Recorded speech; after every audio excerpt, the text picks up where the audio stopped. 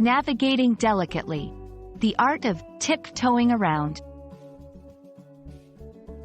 Hello, everyone. Today, we're diving into a fascinating phrase in the English language, tiptoeing around. This expression is rich in imagery and meaning, and understanding it can help you navigate English conversations with greater nuance. So, if you're ready to add another phrase to your linguistic toolkit, let's get started. Tiptoeing around is a metaphorical expression used to describe a situation where someone is being extremely cautious or delicate in their actions or words.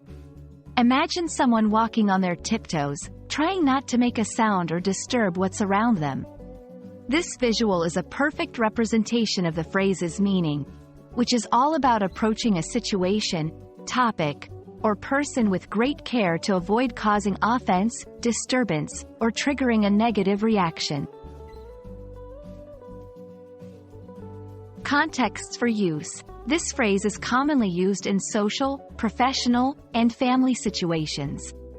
For instance, you might tiptoe around a subject that you know is sensitive for a friend, or you may do so at work when discussing topics that require a lot of tact, like layoffs or performance issues.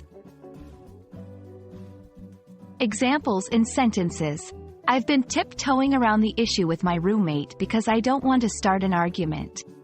In the meeting, everyone was tiptoeing around the budget cuts, trying not to blame anyone. These examples show how the phrase can be used to convey the idea of cautious behavior in potentially sensitive situations. Understanding when and how to tiptoe around can be crucial in maintaining harmonious relationships and ensuring effective communication. It reflects a person's ability to read social cues and adapt their communication style to different contexts, which is a valuable skill in any language or culture.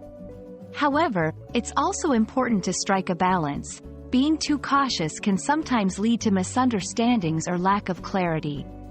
Knowing when to be direct and when to be delicate is key. Tiptoeing around is more than just an idiom. It's a guide to navigating conversations with sensitivity and awareness.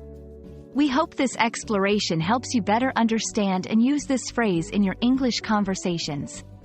Remember, mastering a language is not just about learning words and grammar. It's also about capturing the nuances that make communication truly effective. Thank you for joining us today, and happy learning!